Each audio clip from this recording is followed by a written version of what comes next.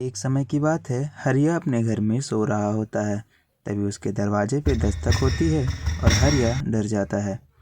अरे मम्मी मर गया रे। इतनी रात को कौन दरवाजे पे आया। हरिया खिड़की से बाहर देखता है, लेकिन उसे कोई नहीं दिखता। हरिया बाहर जाने का निर्णय लेता है और अपने घर के बाहर चला आता है। कौन है जो मुझे बुला रहा था। तभी एक डरावनी चुड़ैल उसके पास आके बोलती है। ये दस्तक दे रही थी और अब तुझे कोई नहीं बचा सकता। तू आज गया। मुझे जाने दो। हरिया बहुत चीखता चिल्लाता है, लेकिन चुड़ैल उसे उठा के अपने घर पे ले आती है और अपने घर पे रख के वो दूसरे मर्द के शिकार के लिए चली जाती है। ये चुड़ैल धीरे धीरे गांव से सभी मर्दों को गायब कर देती है। फिर ये चुड़ैल दूसरे मर्द के शिकार में निकल जाती है। ये तो बहुत ही सुंदर और धनी है। इतना कह के वो चुड़ैल उसे भी उठा ले जाती है। हे भगवान, मेरे पति कहाँ गायब हो गए। इतना कह के सविता अपने बाकी सहेलियों के पास जाती है और अपनी बात सभी को बताती है। मेरे पति को कोई उठा ले गया।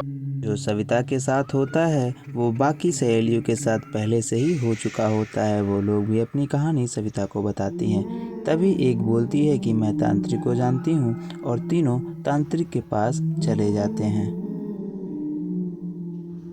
महाराज, हमारी सहायता करिए महाराज।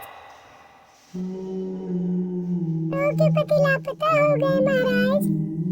तीनों पत्नियां तांत्रिक को अपनी समस्या एक एक कर बताती हैं।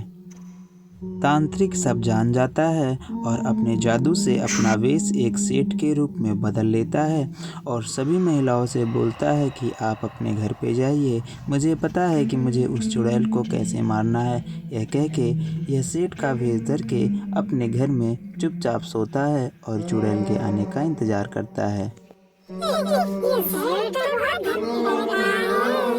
चुड़ैल जैसे ही उस सेठ को बेहोश करने वाली होती है, तभी सेठ उठ जाता है और उस चुड़ैल को उसकी सच्चाई के बारे में बताने लगता है। वह तांत्रिक जैसे ही चुड़ैल को मारने जाता है, चुड़ैल बहुत दुखी मन से बोलती है। तांत्रिक जी, मेरा बात सुनिए। मैं ये सब जानबूझ के नहीं कर रही थी।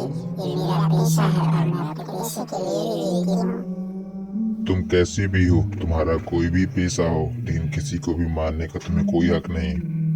इतना कह के वह तांत्रिक चुड़ैल को मौत के घाट उतार देता है और उस चुड़ैल के डेड बॉडी को ठिकाने लगा देता है।